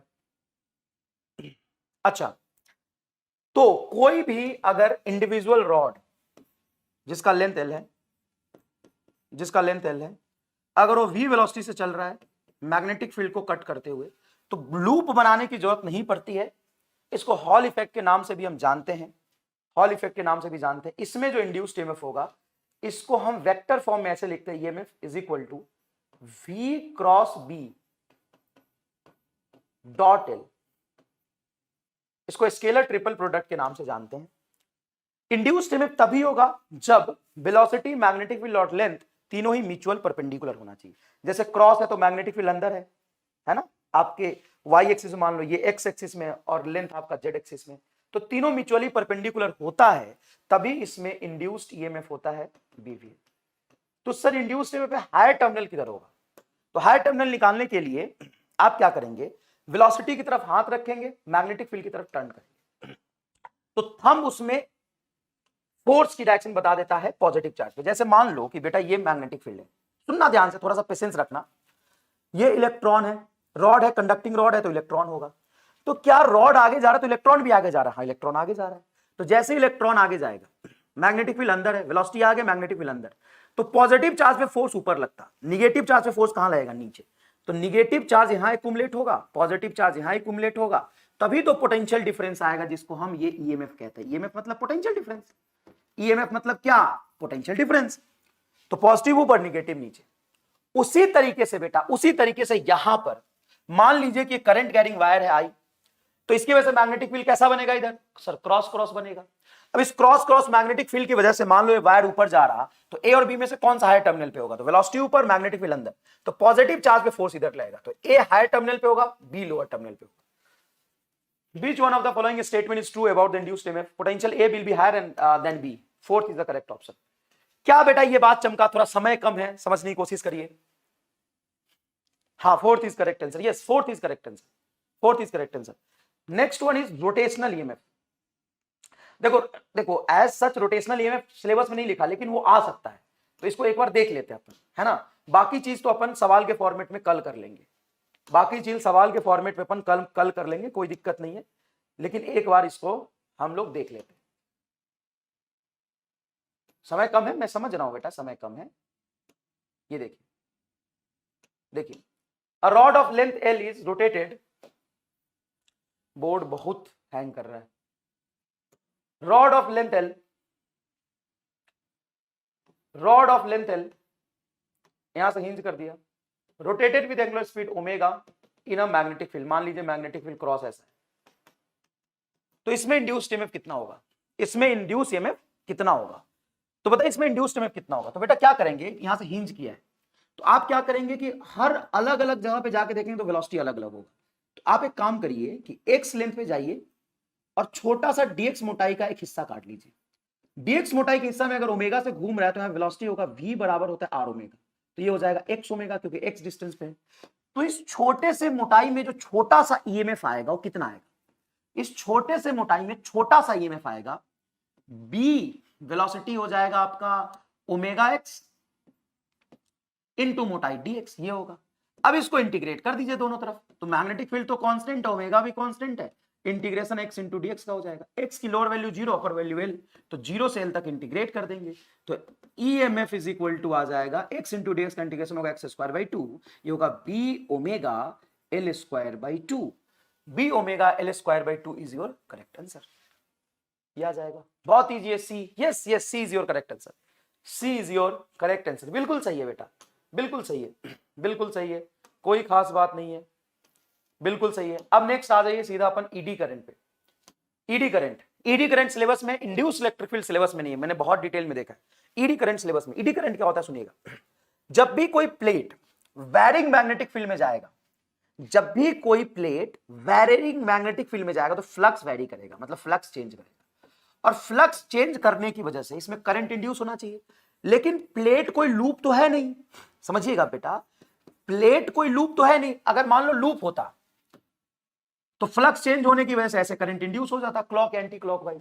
लेकिन ये तो प्लेट है, ये क्या है, तो प्लेट है, प्लेट लूप तो नहीं होता, तो सर इसमें फ्लक्स चेंज होने से भी करंट फ्लो करेगा। हाँ, इलेक्ट्रॉन है तो इलेक्ट्रॉन भागेगा, करंट फ्लो करेगा। तो कैसा होगा, तो इस प्लेट में ही सर्कल्ड फॉर्म में ऐसे ऐसे लूप में करंट फ्लो करता है। अब चूंकि ये करंट एक वायर में फ्लो नहीं कर रहा, प्लेट में फ्लो कर रहा है, इसलिए हम इसको कह देते हैं ईडी करंट। क्योंकि इस करंट का कोई पर्टिकुलर बल्ब चलाने के लिए हम यूज नहीं कर सकते। समझ में आया कि नहीं है, समझ में आया कि नहीं है। ये वायर में बहेगा तो हम यहाँ पे बल्ब जला लेंगे इससे, लेकिन बेटा करंट यहाँ पे वायर में फ्लो नहीं कर रहा, करंट कहां फ्लो कर रहा है, प्लेट में। देखिए magnetic flux associated with the plate, keep the changing as the plate. सुना, ऐसे समझ, ईडी करंट को ऐसे याद रखना। सुनना, अगर लूप से फ्लक्स चेंज हो तो करंट इंड्यूस होता है, और प्लेट से करंट चेंज हो, प्लेट से फ्लक्स चेंज हो तो उसमें जो करंट इंड्यूस होगा प्लेट के एरिया में, उसको हम ईडी करंट कहते हैं। उसको हम क्या कहते हैं, ईडी करंट कहते हैं। Direction of eddy current are positive when the plate swing into the region between the poles. ये तो अपन लेंज लॉ से निकाल लेंगे, ये तो एक डायग्राम बना, ये अपन डायरेक्शन लेंज लॉ से निकाल लेंगे ना। जैसे लूप में इंड्यूस करंट का डायरेक्शन निकालते हैं, उसी तरीके से प्लेट में भी इंड्यूस करंट का डायरेक्शन हम निकाल लेंगे। तो ईडी करंट का एज सच यूज कहां पे होता है, तो magnetic brakes in a train, जो ट्रेन है उसमें हम ईडी करंट के यूज से मैग्नेटिक ब्रेक्स लगाते हैं। इलेक्ट्रोमैग्नेटिक डैंपिंग में, इंडक्शन फर्नेस में, और इलेक्ट्रिक पावर मीटर्स में। आजकल जो पावर मीटर आ रहा है ना, इलेक्ट्रिसिटी के लिए जो मीटर आता है, उसमें हम ईडी करंट का ही यूज करके मीटर बनाते हैं। तो ये चीजें आपको थोड़ा सा याद रखना बेटा। हाँ, आप आराम से क्लास लो। धन्यवाद, बहुत बहुत धन्यवाद, आपने इतना सपोर्ट किया कि सर आराम से क्लास लो, अच्छा लगा मुझे। आप भी आराम से पढ़िए। सेल्फ इंडक्टेंस और म्यूचुअल इंडक्टेंस ये आपके सिलेबस में, self inductance and mutual inductance ये आपके सिलेबस में। जोरदार समझाऊंगा बेटा, जोरदार समझाऊंगा, मजा आ जाएगा। देखो क्या होता है कि कुछ इंसान ऐसे होते हैं जिनको पड़ोसी आके छेड़ देता है, और कुछ इंसान ऐसे होते हैं, है ना, जो चैट में थोड़े से हैं, वो खुद ही अपने आप को छेड़ रहे हैं। तो देखो सेल्फ इंडक्टेंस वही है कि मान लीजिए कि एक सॉलिनॉइड है जिसका लेंथ है L, रेडियस है R, नंबर ऑफ टर्न्स है N, total number of turns, और टोटल लेंथ है L, तो number of turns per unit length हो जाएगा N/L। अब है क्या, अगर इस सॉलिनॉइड में करंट फ्लो कर रहा I, सॉलिनॉइड में करंट फ्लो कर रहा I, ठीक है ना, इस सॉलिनॉइड में अगर I करंट फ्लो कर रहा तो इसके अंदर खुद ही के करंट की वजह से कितना फ्लक्स होगा, तो खुद के करंट की वजह से फ्लक्स होगा B.A। अब एक बात बताओ बेटा, अभी तुमने सॉलिनॉइड के अंदर मैग्नेटिक फील्ड पढ़ा था, क्या आता है बोलो सर, म्यू0 Ni अगर लॉन्ग सॉलिनॉइड है तो इसका एरिया क्या हो जाएगा, रेडियस अगर R है तो एरिया हो जाएगा, सिंपल एरिया A लिख लो ना, एक लूप का एरिया A है। अरे यार, एक लूप का एरिया A है, और टोटल नंबर ऑफ टर्न्स है आपका कैपिटल N, तो कैपिटल N से मल्टीप्लाई कर लीजिए, है ना बेटा। टोटल नंबर ऑफ टर्न्स जो होगा उससे मल्टीप्लाई करेंगे तभी तो टोटल फ्लक्स आएगा। ठीक है, ठीक है। अब सुनना, अगर मान लो मैं बोलूं कि मुझे फ्लक्स ना चेंज करना है, फ्लक्स ना मुझे चेंज करना है। अच्छा, यहां पे total number of flux capital N को क्या लिख सकते हैं बेटा, कैपिटल N को लिख सकते हैं small n into L, small into L लिख लेंगे तो टोटल फ्लक्स जो पास कर रहा होगा म्यू0 N A, इसको लिखेंगे N, तो ये हो जाएगा N² AL इंटू I, ये हो जाएगा तुम्हारा फ्लक्स की वैल्यू। ठीक है, अगर मैं बोलूं फ्लक्स चेंज करना है, तो अगर फ्लक्स चेंज करना है तो फ्लक्स चेंज हो किस में रहा है, फ्लक्स चेंज हो किस में रहा है सर, सॉलिनॉइड में। किसके वजह से चेंज हो रहा है, सॉलिनॉइड के में जो करंट फ्लो कर रहा है उसके वजह से चेंज हो। यहां पे मान लो कि मैं बोलूं कि फ्लक्स को चेंज करो, तो फ्लक्स को तुम कितने तरीके से चेंज कर सकते हो सर, फ्लक्स डिपेंड कर रहा है mu naught N square A L into I पे, इतने चीजों पे फ्लक्स डिपेंड कर रहा है। लेकिन एक सोलेनोइड के लिए ये सारी टर्म्स कांस्टेंट रखते हैं हम जनरली, इसको हम आसानी से चेंज नहीं कर सकते। एक सोलेनोइड हमने बना लिया, उसका लेंथ चेंज कर दूं क्या? अगर इसका लेंथ चेंज करूंगा खींच के तो टूट जाएगा। तो इसका length, number of loop, per unit length, area mu naught, इसके अंदर मीडियम हम कांस्टेंट रखते हैं। तो अगर मैं बोलूं कि मुझे फ्लक्स चेंज करना है तो किसकी वजह से चेंज होगा? आई के चेंज होने से होगा। अब फ्लक्स चेंज होने से क्या होगा? फ्लक्स चेंज होने से सर ये लूप ही तो है, बहुत सारे लूप पास पास में बना दिए तो ये सोलेनोइड बन गया, है तो लूप जैसा ही। और लूप को क्या पसंद है? कांस्टेंट फ्लक्स पसंद है। अब देखना यहां पे कंट्राडिक्शन क्या हो रहा है, देखना यहां पे कंट्राडिक्शन क्या हो रहा है। इसको फ्लक्स के चेंज होने से दिक्कत है, हाँ है, फ्लक्स के चेंज होने से दिक्कत है। तो फ्लक्स चेंज क्यों कर रहा? और किसके वजह से फ्लक्स चेंज कर रहा? सर खुद की वजह से कर रहा, मतलब खुद की वजह से फ्लक्स चेंज कर रहा। हाँ, खुद का ही करंट वैरी करेगा, खुद का करंट चेंज होगा तो इसके खुद के अंदर से फ्लक्स चेंज होगा, और खुद के फ्लक्स चेंज होने से खुद को दिक्कत होगा। बड़ा ही चोमू आदमी है, बड़ा ही चोमू आदमी है। मेरी बात सुनना ध्यान से, बड़ा ही चोमू है यार ये सोलेनोइड। इसमें फ्लक्स चेंज होगा कैसे? जब ये खुद का करंट चेंज करेगा तो इसमें फ्लक्स चेंज होगा। तो खुद के करंट से खुद में फ्लक्स चेंज हो रहा, और खुद के फ्लक्स चेंज होने से ये इसको खुद को दिक्कत है, इसको खुद को ही दिक्कत है। बताइएगा ध्यान से सोच के, क्या मैं कह रहा हूं वो समझ पा रहे हैं आप? जो मैं कह रहा हूं समझ पा रहे हैं आप? हाँ सर, थोड़ा थोड़ा समझ आ रहा है। इसीलिए हम कहते हैं इसको सेल्फ इंडक्टेंस। खुद ही को छेड़ रहा है ये, खुद ही से पास करने वाले करंट को चेंज कर ले रहा है, खुद ही में दिक्कत हो रहा है, और खुद ही में दिक्कत होने की वजह से इसको फाई बराबर, ये सारा टर्म्स एक सोलेनोइड के लिए कांस्टेंट होता है तो हम इसको एल आई लिख लेते हैं। इसी को कहते हैं सेल्फ इंडक्टेंस, इसी को हम कहते हैं सेल्फ इंडक्टेंस। अब बताओ, अगर मैं इसको डिफरेंशिएट कर दूं तो ये हो जाएगा d phi by D t बराबर L into d I by D t. अब एक बात बता, जब इसके अंदर बहने वाला इसका खुद का करंट चेंज होगा, खुद के करंट के चेंज होने से खुद में इंड्यूस्ड ईएमएफ करा लेगा, मतलब जबरदस्ती खुद को ही छेड़ रहा है, तो इसके खुद के ही अंदर दिक्कत हो रही है और खुद के अंदर इंड्यूस्ड ईएमएफ करा ले रहा है। समझ रहे हो? खुद को छेड़ रहा है, मजा आ रहा है इसको, खुद को ही करने में मजा आ रहा है। अब यहां से मान लो बेटा कि एक सोलेनोइड से कांस्टेंट करंट फ्लो कर रहा है। अगर कांस्टेंट करंट फ्लो करेगा तो फाई बराबर एल आई की वैल्यू क्या हो जाएगी? कांस्टेंट हो जाएगी। तो इसके अंदर में इंड्यूस्ड ईएमएफ क्या हो जाएगा? जीरो हो जाएगा, क्योंकि इंड्यूस्ड ईएमएफ अभी तुमने पढ़ा था L into d I by D T. अगर आई कांस्टेंट है तो इंड्यूस्ड ईएमएफ क्या हो जाएगा? जीरो। मतलब इस दोनों पॉइंट के बीच कोई इंड्यूस्ड ईएमएफ नहीं होगा। लेकिन मान लो अगर यहां से करंट फ्लो कर रहा है आई और ये बढ़ रहा है, तो बढ़ रहा है तो जिस रेट से करंट चेंज होगा उतना इसमें इंड्यूस्ड ईएमएफ होगा, उसकी वैल्यू होगी L into d I by D t. मतलब इन दोनों पॉइंट के बीच में एक पोटेंशियल डिफरेंस होगा, उसकी वैल्यू इतनी होगी। मतलब एक पोटेंशियल डिफरेंस होगा, मतलब बैटरी जैसी चीज बनेगी। हाँ, अब बैटरी जैसी जो चीज बनेगी वो कैसी बनेगी? बैटरी जैसी जो चीज बनेगी वो उसका पोलैरिटी हाई किधर होगा? तो सुनना, इस कॉइल को क्या पसंद है? जैसे बेबी को बेस पसंद है, बेबी को बेस पसंद है, बेस पसंद है, ट्रेंडिंग पे आना चाहिए, ट्रेंडिंग पे आना चाहिए। बेबी को बेस पसंद है और कॉइल को कांस्टेंट फ्लक्स पसंद है, तो इसको कांस्टेंट फ्लक्स पसंद है। अगर करंट बढ़ाओगे तो इसमें फ्लक्स बढ़ेगा, तो इस फ्लक्स को बढ़ने का कारण क्या है? करंट का बढ़ना। तो इसको अपोज करने के लिए एक उल्टा बैटरी ऐसे बनाएगा, ऐसा बनाएगा, और इस बैटरी का डायरेक्शन करंट को कम करने के लिए देखो उल्टा होगा, इधर से करंट जा रहा था, उल्टा करंट बढ़ाने की कोशिश करेगा, तो डायरेक्शन इधर हाई होगा, उसकी वैल्यू इतनी होगी। बताओ समझ में आया कि नहीं है? समझाया? समझ में आया कि नहीं है? समझ में आया कि नहीं है?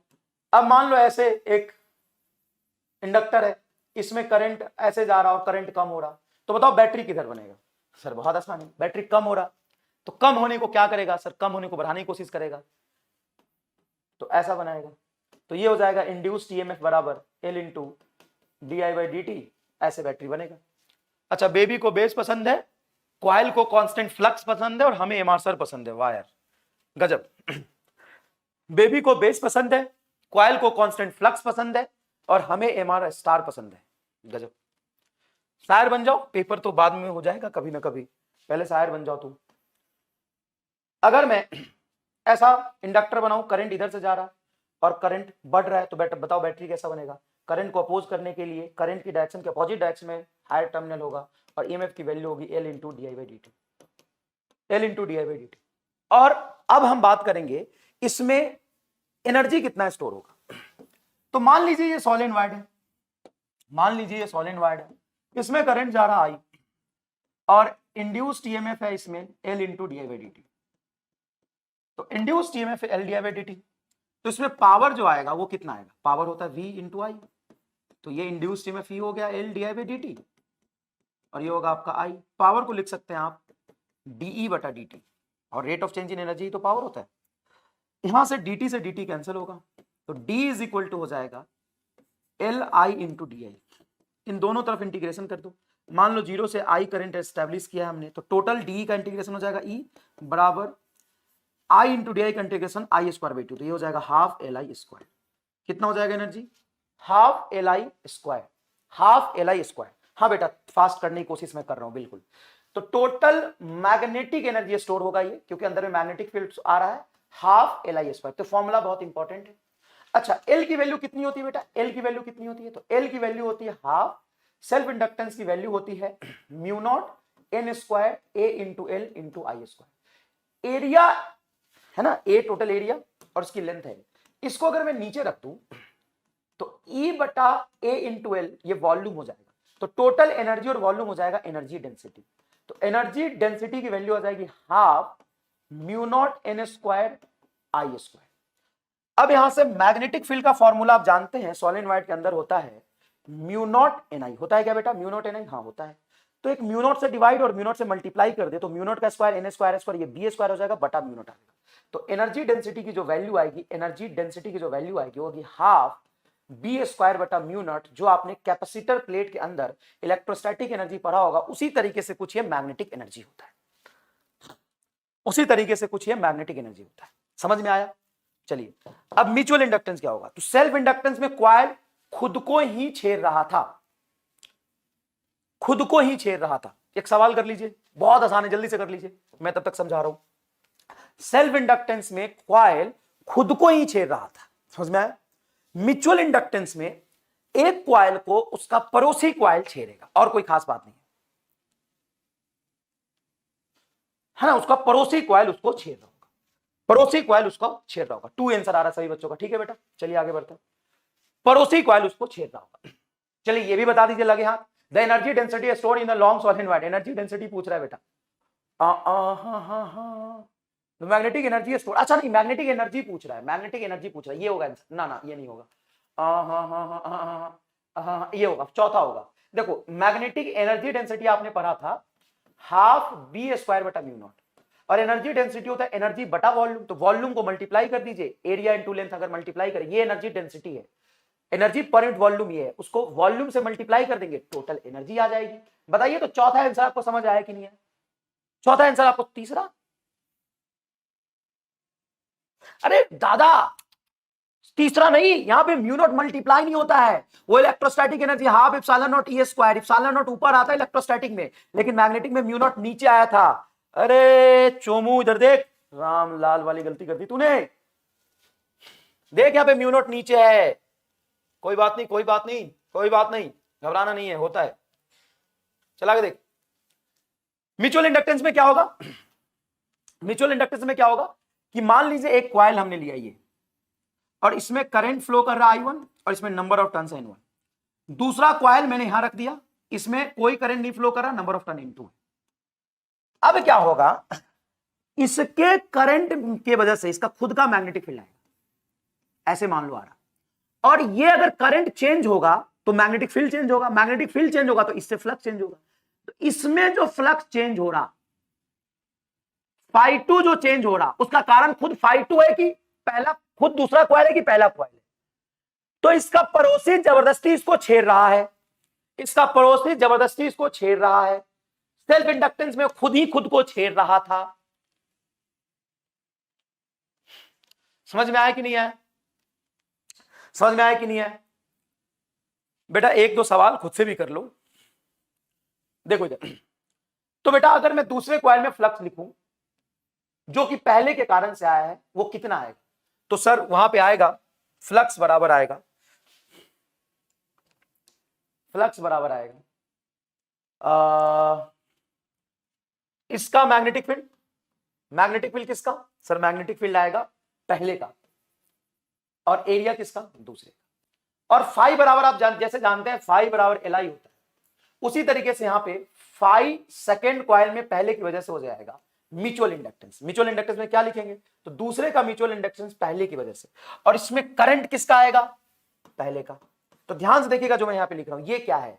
ये है flux in second coil due to current in first coil, due to current in first coil. ये चमका कि नहीं चमका बताइए? हाँ प्राइमरी, ये मतलब प्राइमरी मतलब पहला, प्राइमरी का मतलब ये नहीं होता जो सबसे बेस्ट है, प्राइमरी मतलब फर्स्ट कॉइल, ये सेकेंड कॉइल, बस ये फर्स्ट कॉइल और ये सेकेंड कॉइल। तो सेकेंड कॉइल से जो फ्लक्स पास कर रहा, उसमें सेकेंड कॉइल का करंट आएगा कि फर्स्ट कॉइल का करंट आएगा? फर्स्ट कॉइल का करंट आएगा। समझ में आया कि नहीं है? फर्स्ट कॉइल का करंट आएगा, फर्स्ट कॉइल का करंट आएगा। समझ में आया? समझ आया? हाँ सर समझ आ गया। अब अगर मैं इसको डिफरेंशिएट कर दूं, इसको मैं यहां से डिफरेंशिएट करूं, बेटा ध्यान से देखिएगा, डिफरेंशिएट करूं, तो जब मैं इसको डिफरेंशिएट करूंगा तो ये होगा d phi two 1 divided by D T is equal to M two 1 into d I 1 by D t. मतलब पहले क्वाइल में rate of change in current is equal to D phi by D t, क्या कहेंगे? EMF, EMF induced in the second coil. ये क्या हो जाएगा? EMF in second coil, EMF in second coil. Second coil में जो EMF induced हुआ है वो mutual inductance into rate of change in a first coil होगा। क्या ये चमका? क्या ये चमका? चलिए इसका थोड़ा सा क्वालिटेटिव डेफिनेशन देख लीजिए। It is mutually equal to the amount of magnetic flux links with a one coil when the unit current flows through the neighboring coil। मतलब पड़ोसी के क्वाइल में, देखो ये खुद ही देखो डेफिनेशन में लिखा है, पड़ोसी छेड़ रहा है उसको, पड़ोसी छेड़ रहा है उसको। तो देखो फाई बराबर क्या होता है? सर फाई बराबर होता है एम आई, ये दूसरे क्वाइल का फ्लक्स पहले की वजह से, तो दूसरे क्वाइल का म्यूचुअल इंडक्टेंस पहले की वजह से, और इसका करंट हो जाएगा पहले। तो जब मान लो कि यूनिट करंट उसके पड़ोसी में बहा है, ये 1 एम्पियर बहा है, तो mutual inductance is equal to क्या हो जाएगा? फ्लक्स। और वैसे भी ये रेसिप्रोकल थ्योरम होता है कि म्यूचुअल इंडक्टेंस 2 का फर्स्ट की वजह से बराबर म्यूचुअल इंडक्टेंस फर्स्ट का 2 की वजह से। अब जितना न्यूटन्स थर्ड लॉ के अकॉर्डिंग भी समझ सकते हैं, न्यूटन्स थर्ड लॉ के अकॉर्डिंग भी समझ सकते हैं, every action equal and opposite reaction. तो जितना तुमको पड़ोसी छेड़ेगा उतना ही पड़ोसी को तुम भी छेड़ोगे, जितना तुमको पड़ोसी छेड़ेगा उतना ही पड़ोसी को तुम भी छेड़ोगे। ये तो तय बात है, ये तो तय बात है। तो ये आपको याद रखना है, ये आपको याद रखना है। चलिए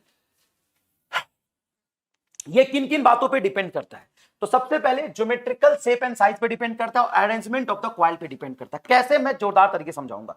मान लो कि तुम ऐसे हो, नहीं तुम्हारा पड़ोसी ऐसा है और तुम ऐसे हो, तो क्या तुम्हारा पड़ोसी तुमको छेड़ पाएगा? क्या तुम्हारा पड़ोसी तुमको छेड़ पाएगा? क्या लगता है? एसी जोरदार पढ़ाऊंगा, एसी में डांस करा दूंगा, एकदम रात के 4 बजे तू खड़े होकर नाचेगा, ये मेरी गारंटी है, मजाक नहीं कर रहा।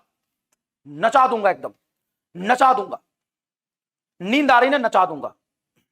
अगर तुम ऐसे लेटे हो और पड़ोसी तुम्हारा खिड़की से देख रहा है ऐसे, फिर खिड़की से झांक रहा है पड़ोसी, अरे रे कहां हो, और तुम आराम से लेटे पड़े हो, तो क्या तुम्हारा पड़ोसी तुमको छेड़ पाएगा? क्या तुम्हारा पड़ोसी तुमको छेड़ पाएगा? नहीं छेड़ पाएगा। मतलब म्यूचुअल इंडक्टेंस क्या होगा? 0। तो क्या जब तक तुम पड़ोसी के सामने मुंह से मुंह मिला के खड़े नहीं होगे तब तक तुम्हारा पड़ोसी तुमको छेड़ नहीं पाएगा, मतलब म्यूचुअल इंडक्टेंस 0 हो रहा। तो ऑब्वियस सी बात है अरेंजमेंट ऑफ द कॉइल पे डिपेंड कर रहा, अरेंजमेंट ऑफ द कॉइल पे डिपेंड कर रहा है। इस पे क्वेश्चन अपन कल करा देंगे बेटा, इस पे क्वेश्चन अपन आपको कल करा देंगे, बहुत सारे सवाल करा देंगे, चिंता मत करिएगा, क्वेश्चन हम आपको कल करा देंगे। Next is AC generator. It is the machine to generate alternating voltage of thousands of volt, बहुत बढ़िया, हजारों वोल्ट करेगा। कैसे करेगा? It is the example of conversion of mechanical energy into electrical energy into electrical energy. Mechanical energy को electrical energy में ये convert करता है। It is nothing but based upon the principle of magnetic flux of magnetic field.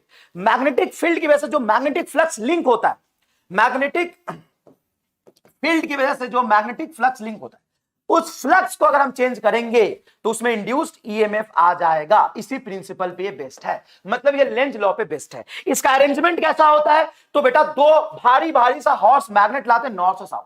यहां पे field मान लीजिए north के साउथ की तरफ ऐसे बह रहा, और इसका एरिया इधर है और फील्ड इधर है, दोनों के बीच में एंगल थीटा है, दोनों के बीच में एंगल क्या है, थीटा है। तो बताइए इस लूप से फ्लक्स इतना पास करेगा, फ्लक्स पास करेगा बी ए कॉस थीटा। हाँ है ना में जवाब दीजिए जोरदार, फोन में आग लगा दीजिए, फोन में आग लगा दीजिए, एसी जनरेटर में फोन में आग लगा दीजिए, जल्दी फोन में आग लगा दीजिए। देखिए B A cos theta, B A cos theta. तो बेटा जैसे ये घूमेगा ओमेगा से घूमने की वजह से ये थीटा चेंज होगा, तो थीटा चेंज होगा तो फ्लक्स चेंज होगा, तो d phi by D t हो जाएगा आपका B A. Magnetic field area constant है, चेंज क्या हो रहा है, एक्चुअल में कॉस थीटा ही चेंज हो रहा है, cos theta divided D t. अब एक बात बताओ, थीटा को हम क्या लिख सकते हैं, ओमेगा टी। तो ये हो जाएगा बी ए। बेटा रामलाल, थीटा को हम ओमेगा टी नहीं लिख सकते क्या? सर कैसे लिख सकते हैं? सर्कुलर मोशन में नहीं पढ़ा, जब भी कोई चीज घूम रहा होता है तो थीटा बराबर ओमेगा टी होता है। जैसे एस बराबर वीटी होता है, जैसे एस बराबर वीटी होता है, उसी तरीके से थीटा बराबर ओमेगा टी होता है। तो बेटा यहां से जो इंड्यूस्ड ईएमएफ आएगा, अब इसको डिफरेंशिएट करना है, तो कॉस ओमेगा टी का डिफरेंशिएशन क्या होगा, माइनस बी ए साइन ओमेगा टी। कॉस का डिफरेंशिएशन होता है साइन ओमेगा टी, और ओमेगा टी का टी के साथ करेंगे तो एक ओमेगा बाहर आ जाएगा। तो यहां से जो इस लूप में इंड्यूस्ड ईएमएफ आएगा, लूप में इंड्यूस्ड ईएमएफ आएगा, वो कितना आएगा, वो कितना आएगा, तो वो ओमेगा मल्टीप्लाई कर देंगे तो ये आ जाएगा B A omega sine omega t. कई बार यहां पे ये बताएगा कि total number of loop N है, टोटल नंबर ऑफ लूप यहां पे एक ही लिया था हमने, एन है। तो एन अगर लूप होगा, फॉर एन लूप जो इंड्यूस्ड ईएमएफ का फॉर्मूला आएगा, माइनस तो देखो डायरेक्शन बता रहा, वो आ जाएगा N B A omega sine omega t. Last to last year board में ही बेटा एक सवाल पूछा था कि मैक्सिमम इंड्यूस्ड ईएमएफ कितना होगा, मैक्सिमम। तो बेटा मैक्सिमम कितना होगा, तो ईएमएफ मैक्सिमम तभी होगा जब यहां पे साइन थीटा मैक्सिमम होगा, और मैक्सिमम साइन थीटा की वैल्यू 1 होती है। तो ये हो जाएगा एन बी ए ओमेगा। कितना जोरदार जवाब आया है, एन बी ओमेगा। इसको मार रट्टा, एमआर रट्टा, मार रट्टा, जहां मार रट्टा लिखा हो याद रखिएगा उसको। कोई बात नहीं, एसी जनरेटर आपने पढ़ लिया, कोई दिक्कत नहीं है। अब इसके कुछ कंपोनेंट्स के बारे में, जैसे अल्टरनेटिव कार्बन ब्रशेस है, ये सब है। कंस्ट्रक्शन बहुत इजी है, सिलेबस में नहीं है तो इसको छोड़िए।